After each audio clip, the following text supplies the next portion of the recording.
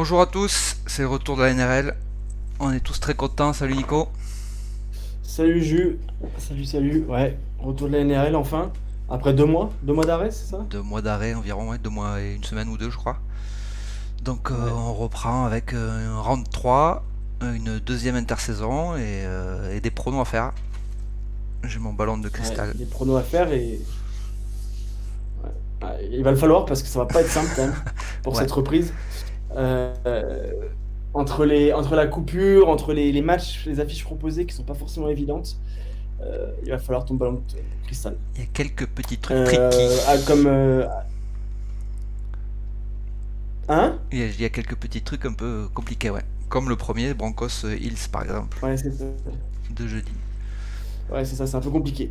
Déjà, avant, on peut vous dire qu'il y a en commentaire, en description pardon, de la vidéo, vous avez tous nos pronos, le récap qu'on a fait, où on s'est mis d'accord, on a trouvé quelques compromis. Vous avez le lien avec de l'article avec toutes les explications, les différents liens pour parier, etc., le pourquoi du comment. Mais là, on va essayer un peu de voir un peu ce qu'on s'est dit et pourquoi c'est des matchs compliqués. Comme tu l'as dit, ce Broncos Hills, compliqué. Pour plusieurs raisons, parce que Broncos, pas mal d'absents, enfin 2 gros absents en tout cas, Fifita et Pangai. Le retour de Ofenage et peut-être Lodge, qui est réserviste pour l'instant, mais je pense qu'il jouera. Je sais pas ce que tu en penses. Ouais, Alex Glenn aussi qui revient, le capitaine, en seconde Ouais, ligne. exact. C'est ça. Et dont on a parlé peut-être pour faire une petite pige au talon si Turpin était fatigué. Donc, Ouais, donc à voir. À voir comment ça se goupille. Forcément, l'absence de Fifita, ça va. Il y aura un impact parce que voilà, parce que il monopolise du monde, il change un peu le match. Il l'a montré encore en début de saison. Il est capable de changer le match rapidement. Quand t'es une défense, c'est forcément compliqué de l'avoir en face. Là, il va forcément manquer. Après, voilà, Glenn, ce sera plus de la régularité. Et puis le petit Poet là, qui a joué le deuxième match avait été très bon. Bon, je pense qu'il n'y a pas de raison que ça passe à côté. Et par contre, en face, c'est un peu l'inconnu, c'est ça, c'est les Hills, parce que les Hills, ça n'a pas été bien bon contre les Bulldogs et contre les Titans, ça a été moyen pendant 60 minutes, quoi. ça a été moyen, mais ça a été mieux. Alors après, est-ce que ça leur servait d'avertissement? Faudra voir. Après, faut pas oublier que l'année dernière, dans les phases finales, les Hills ont battu les Broncos 58-0. Donc après, je sais peut-être Ouais. que c'est au contraire, ça va piquer les Broncos dans leur fort intérieur, mais moi je pense que pour Brisbane, c'est pas forcément une opposition qui leur va bien. Eux qui sont Non. forts au milieu, qui sont souvent une défense qui monte un petit peu, qui attendent, et dès que le ballon bouge un peu, c'est un peu plus compliqué. Et ça, c'est la force de Parramatta. Donc après, est-ce que Parramatta va réussir à envoyer du jeu? C'est ça, c'est la question. Ouais. Moi, je suis Ça, plutôt Parramatta. Je vais envoyer d'ailleurs sur le visuel nos pronostics. Toi, tu es plutôt Brisbane. je suis plutôt Brisbane, je jouerai pas ce match. Je suis plutôt, je jouerai pas ce match, pour être franc. Alors après, les codes, on le voit, hein, 90. Et à la limite, je suis plutôt Brisbane vainqueur, oui. Mais à la limite, pour les cotes, s'il y a un truc à tenter, c'est peut-être une victoire large de Parramatta si effectivement, sur ce match-là, les Broncos explosent. Ça pourrait se tenter. La cote, c'est intéressante. Je pense que si on regarde pour un plus 8 ou avec un bon écart de Parramatta, il y a une belle cote. Mais c'est vrai que sinon, les cotes à 90, 2, sur un match aussi compliqué, honnêtement, voilà, ça peut vraiment tout être dans les deux sens. Et voilà, donc un petit avantage Brisbane parce que quand même ça a gagné 2 matchs, que malgré tout les Hills doivent se déplacer avec les mesures sanitaires qu'on connaît. Donc forcément c'est la première fois qu'ils se déplacent en plus comme ça, donc forcément il y a quelques contraintes qui vont être supplémentaires pour les Hills. Donc voilà, mais compliqué, match compliqué en vrai. Et en tout cas je pense que ça va être un match à pas regarder. Mais peut-être c'est pas sur celui-ci que je parierai en premier en tout cas. Non, moi non plus. Mais voilà, si j'avais c'est vrai que le déplacement, ça va pas être facile, mais si j'ai une pièce à mettre, ce serait plutôt pour Parramatta peut-être. Une petite pièce. Ouais. Ouais, s'il fallait, si on Ouais, m'obligeait à jouer, couteau sur la gorge. voilà. Voilà. Moi, si on m'obligeait à jouer, j'essaierais de trouver à la limite ouais, une cote un peu plus intéressante. Mais là, je regarde sur Winamax, je crois qu'il y a pas de, il propose pas Ouais, y de, a pas grand malheureusement, il chose. propose pas d'écart. Ouais, il propose pas d'écart. Voilà, match compliqué en tout cas, mais ça va être une bonne reprise en tout cas. Ça va être une bonne, Ah bah pour un ça va match être de une bonne reprise. rentrée, ouais, ça devrait piquer. Dommage que Nathan Brown ne soit pas là parce qu'il aime bien mettre des cartouches. Il aurait eu de la viande à bouger du côté des Broncos, mais il est suspendu donc il Et sera pas là. ça va faire un peu, je pense que ouais, ça va faire un peu de mal d'ailleurs, je pense aux Eagles parce il fait un gros premier match face aux Bulldogs où pas forcément, on n'a pas vu grand-chose d'intéressant côté Paramata, on avait vu un bon Nathan Brown. Et voilà, comme tu le dis, c'est un mec voilà, qui va au charbon, bagarreur, qui fait mal, qui cogne. Et il peut manquer un peu justement devant parce qu'on sait que voilà, le pack des Broncos, il cabossera tout le monde cette année a priori. Ils ont une telle profondeur que si Ball peut en aligner quasiment deux, quel niveau NRL. Oui, il a Donc annoncé voilà, mais d'ailleurs, match compliqué, vouloir faire tourner, mais c'est plus facile d'annoncer ça quand on a l'effectif des Broncos. c'est sûr. Voilà, on est d'accord.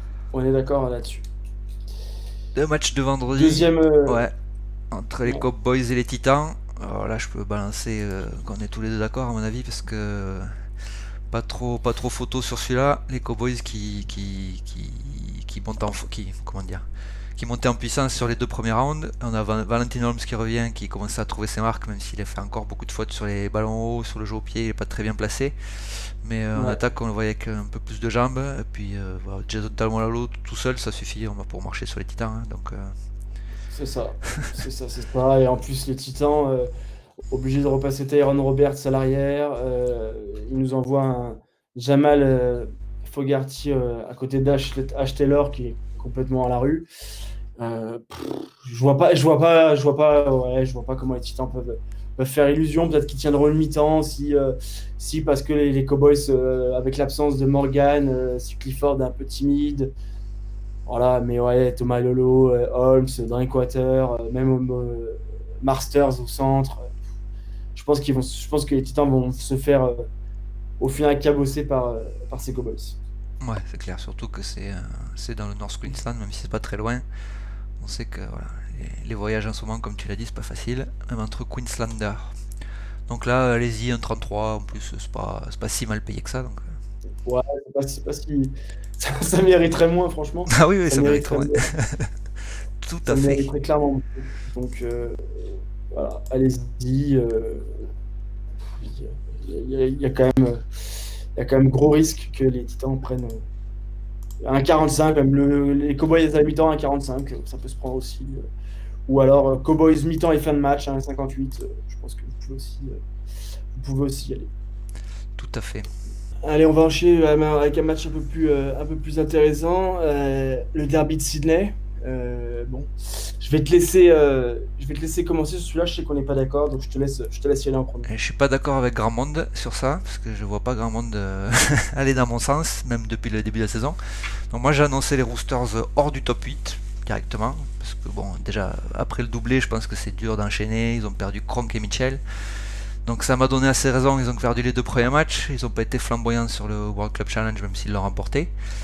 Et je pense qu'on est toujours dans la même condition. Alors après ce qui pourrait faire pencher pour les Roosters, c'est que les Rabbitohs c'est pas fou non plus, qu'ils n'ont pas Cody Walker, que la Trail Mitchell à l'arrière c'est pas génial. Mais si la Trail Mitchell doit faire un bon match, à mon avis c'est contre les Roosters.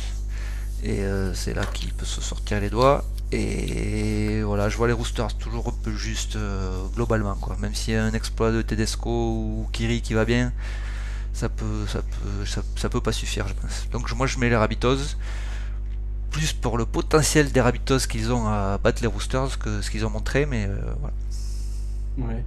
Alors, moi, en fait, ce qui m'énerve quand je regarde cette équipe des Rabbitohs, c'est avec déjà la ligne arrière, tu prends les 5 mecs qui mettent à l'arrière, mais tu les mets différemment. Et pour moi, cette équipe, elle a déjà bien plus de gueule. Tu mets Alex Johnson à l'arrière, Latrell Mitchell au centre, Campbell Graham à l'aile. Et là, t'as les 5 mêmes. T'as juste à les déplacer un peu. Et là, t'as des mecs qui sont à leur poste, qui sont machin. Et pour moi, ça a plus de gueule. Quand Campbell Graham n'est pas un centre, il est pas épais. Voilà, c'est un bon ailier, mais c'est pas un centre. Alex Johnson, il n'a pas envie de jouer à l'aile, c'est mauvais à l'aile. Et Latrell Mitchell à l'arrière, bah, pour l'instant, même si effectivement tu le dis, il peut faire un gros match, il peut aussi le faire au centre, quoi. Donc ça m'embête en fait. Je comprends pas cet entêtement à mettre la composition dans ce start là. Et pareil, je comprends pas devant.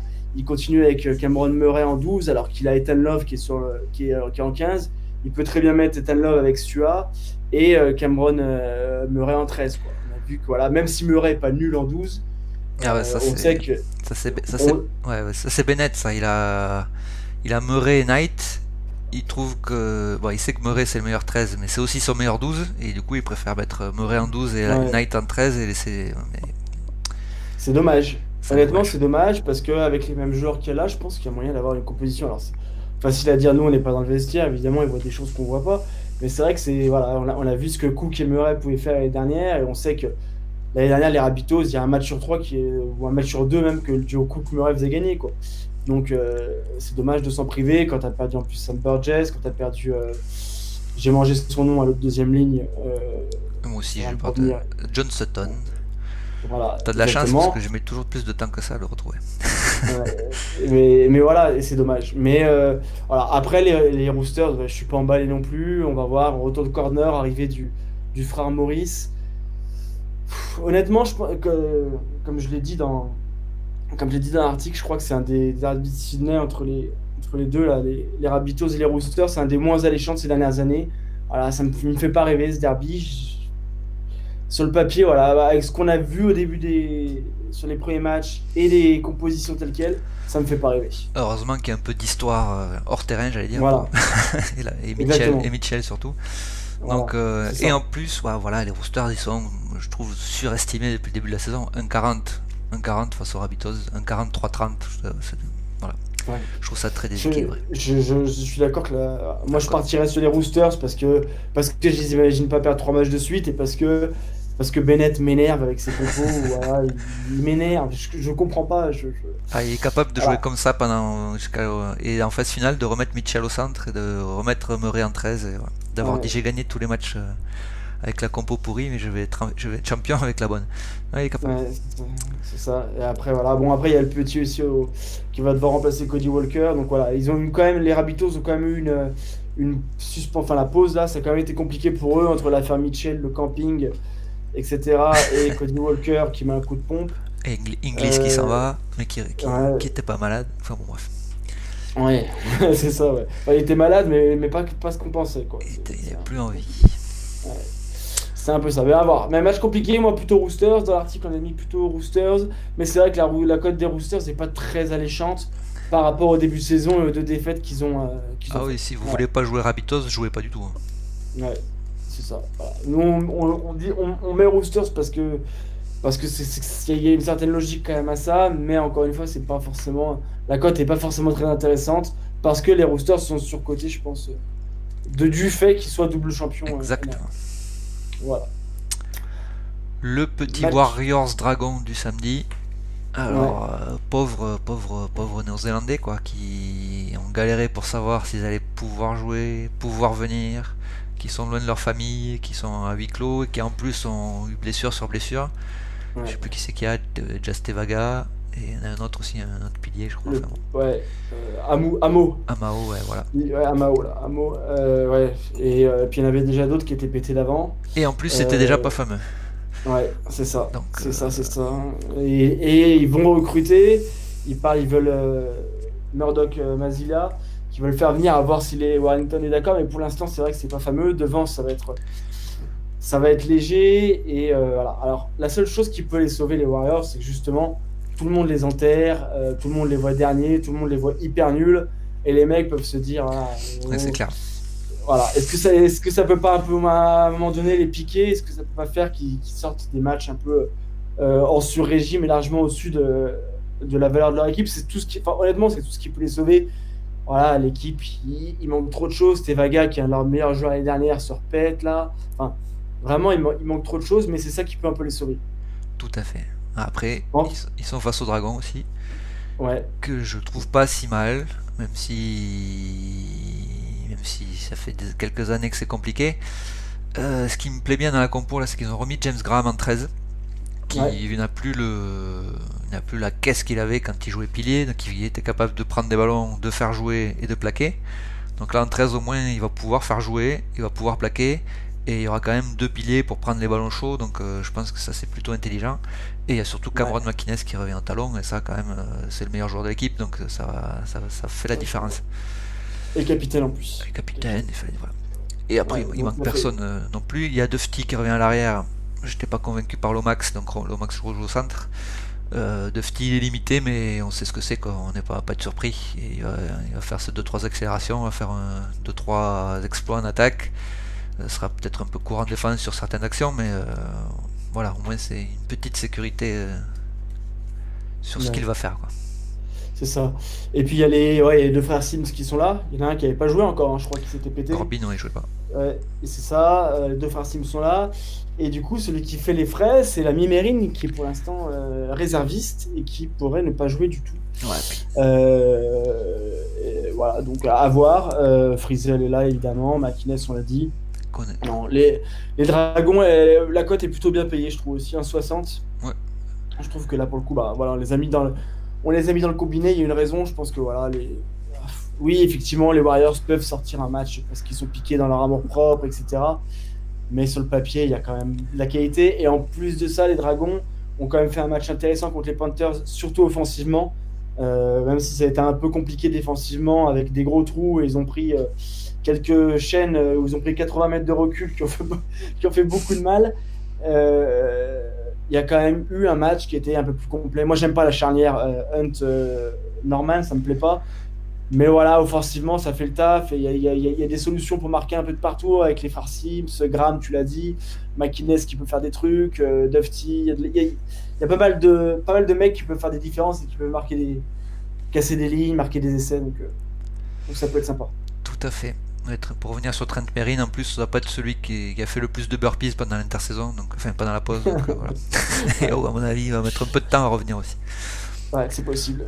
C'est possible, c'est Ah, possible. dans la catégorie match impossible à pronostiquer, Cronulla Sharks West Tigers. Ouais. Donc On l'a celui-là, presque fait à pile ou face, bon, celui-là. ouais, bon courage. Voilà, le contexte est assez simple. Deux équipes qui retrouvent des joueurs, deux équipes où on sait que c'est un peu freestyle, que voilà, qu'il n'y a pas, il y a pas la rigueur de certaines autres équipes, du Storm, d'autres équipes de meilleures, où voilà, cette rigueur, ce truc qui fait que tu sais un peu où ils vont, où c'est des équipes, voilà, il peut un peu tout se passer à chaque fois. Et puis les Sharks qui perdent quand même l'un de leurs meilleurs joueurs qui était censé revenir, et c'est quand même un gros coup dur, on va pas se le cacher. Parce que l'ami Dugan au centre, je crois que c'est un peu compliqué. Bronson Cherry qui est suspendu donc, pour l'instant à titre provisoire en attendant son jugement pour dopage. C'est quand même une grosse perte. Après, il retrouve Nikora en deuxième ligne. Tansen qui avait le pouce cassé, il devrait jouer. Dugan revient, mais bon, ça me convainc pas bien.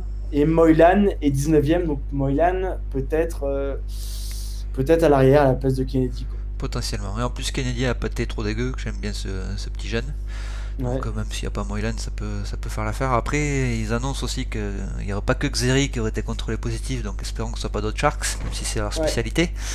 Donc ça c'est un petit risque aussi d'ici samedi.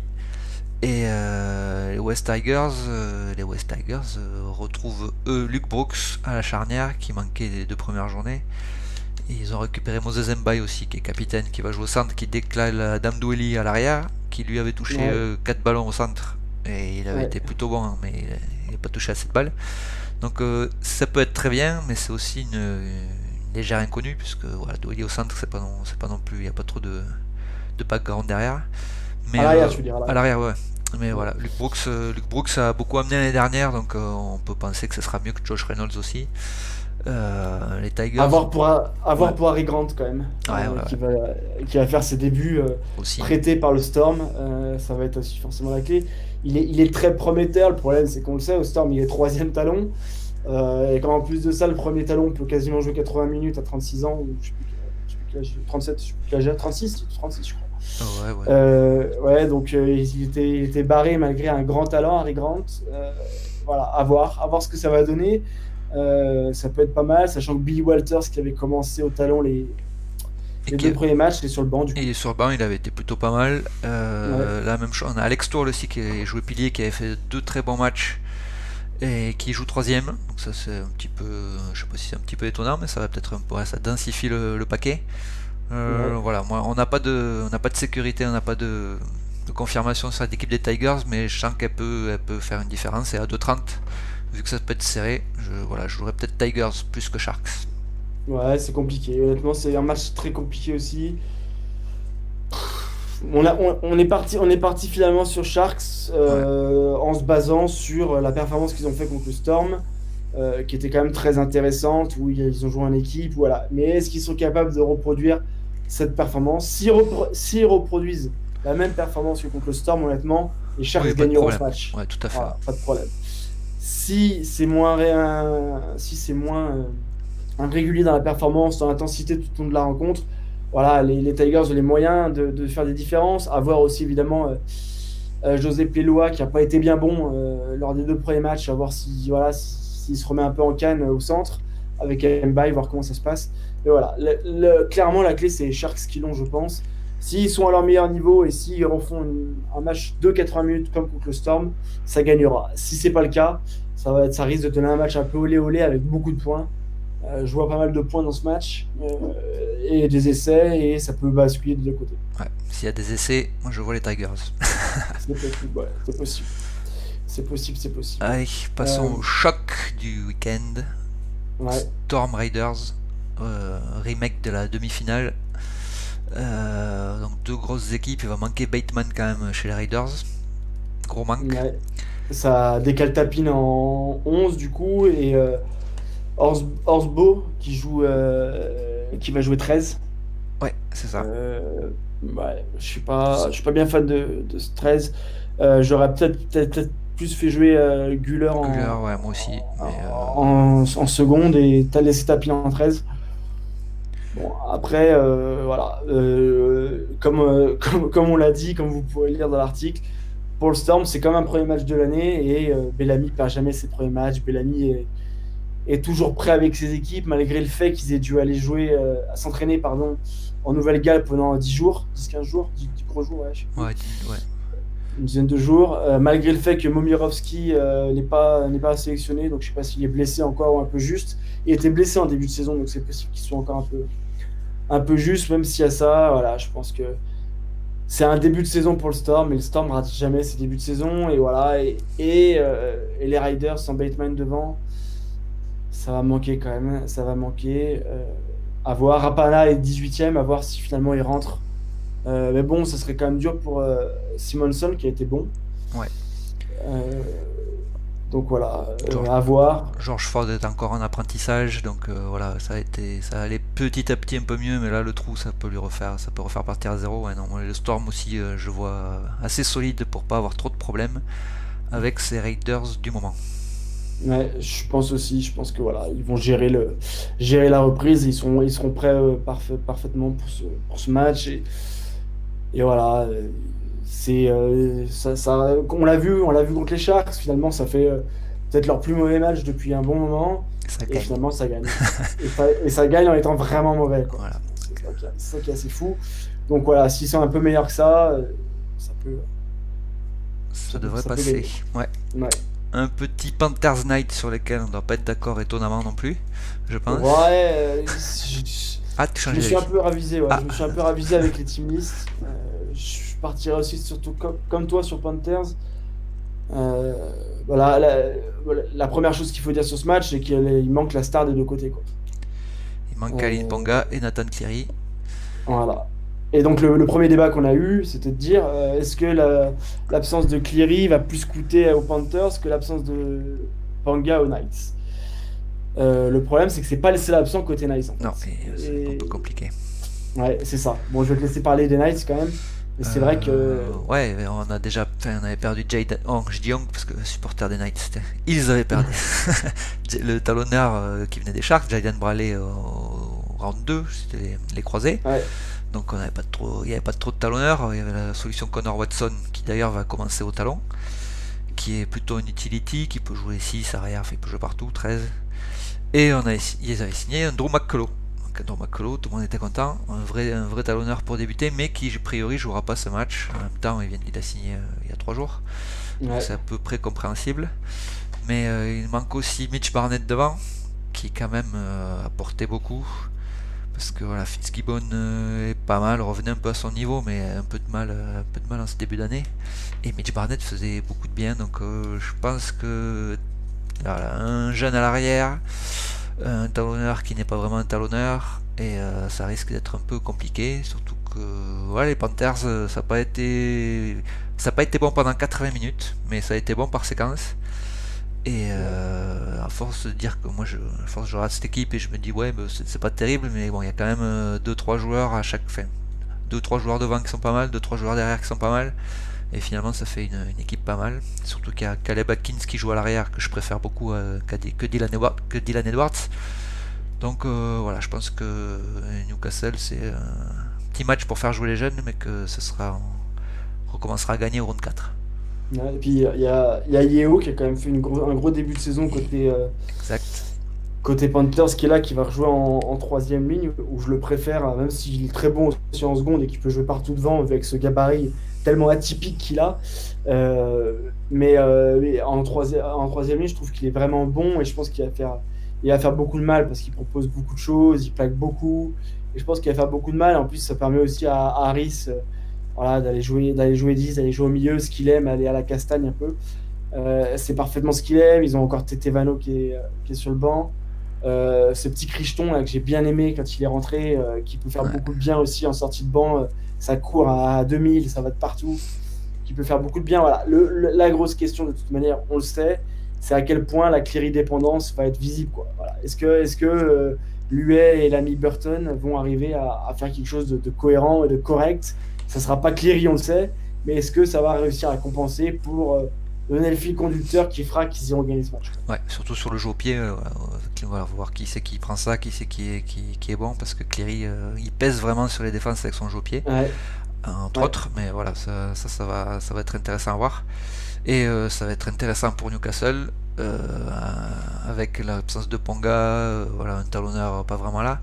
Si ça gagne quand même, si ça joue bien, je pense qu'on pourra commencer à se dire que le coach a une belle empreinte sur l'équipe et que avec tous ces joueurs en forme, ça pourra faire quelque chose cette année.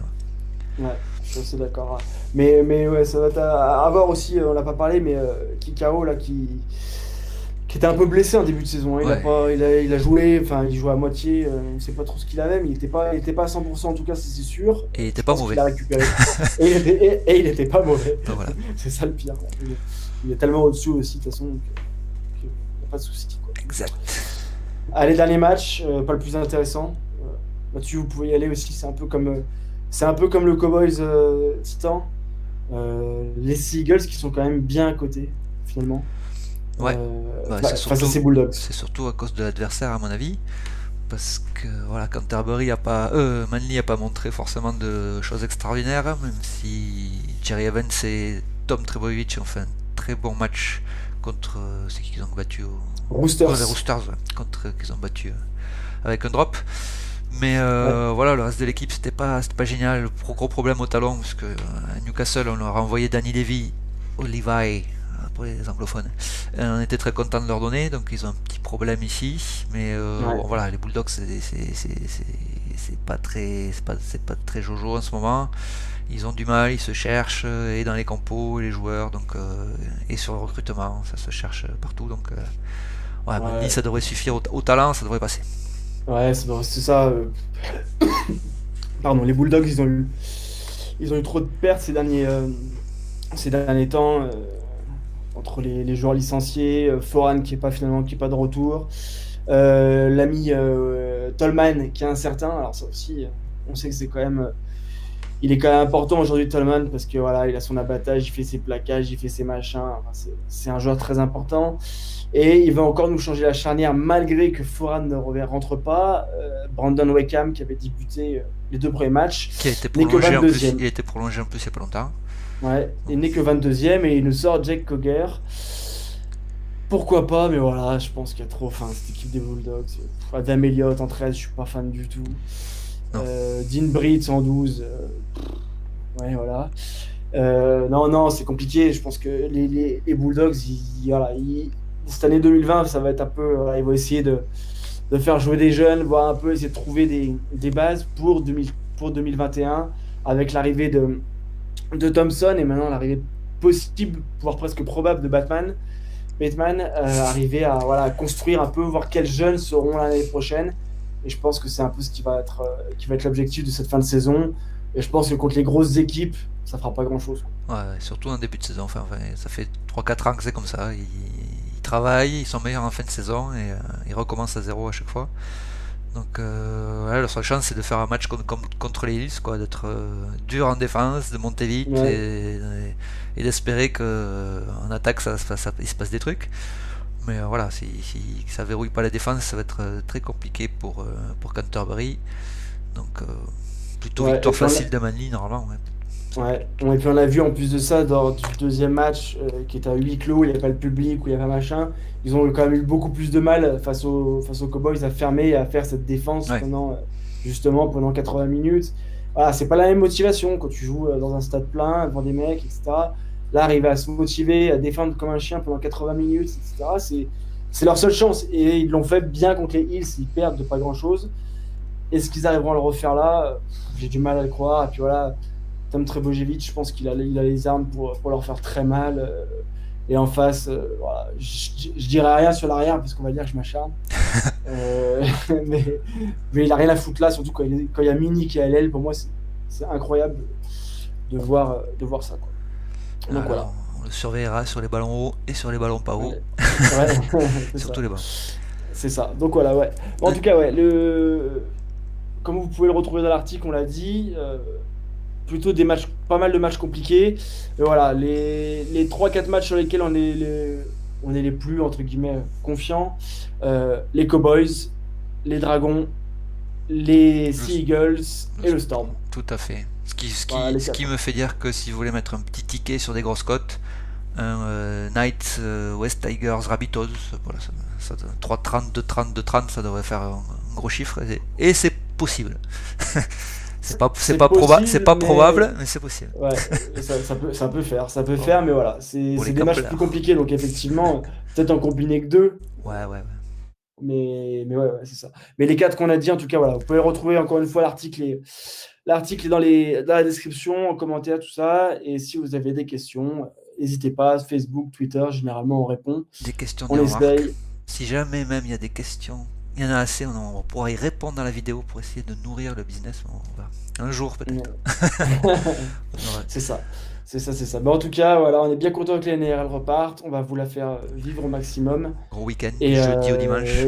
ouais, et on espère qu'il y a du monde qui va suivre ça avec Beansport qui passe 4 matchs, même s'il y en a un en différé. Ça va être pas mal. La NRL veut conquérir les États-Unis, veut conquérir l'Europe. Bah nous, on attend que ça. Ouais, on est prêt à envoyer. Allez, C'est ça. On est prêt, on regarde tous les matchs, on essaie de suivre le truc nous à fond. Donc voilà, on espère que ça plaira au plus grand monde. Et puis on va se retrouver la semaine prochaine du coup. On y verra un peu plus clair, ça sera sûrement un peu plus simple, même si j'ai regardé les matchs, c'est pas forcément de la tarte. non, puis si ça se trouve, ils vont nous mettre le doute cette semaine, donc ça va être. Ouais, C'est tous les ans comme ça, c'est pareil. c'est pareil. Bon voilà. Bon en tout cas, merci de nous avoir suivis, Merci à merci de nous toi. lire Ouais, de nous lire sur le site, sur les réseaux sociaux, et puis voilà. N'hésitez pas et à très vite. à très Ciao vite. ciao. Ciao tout le monde.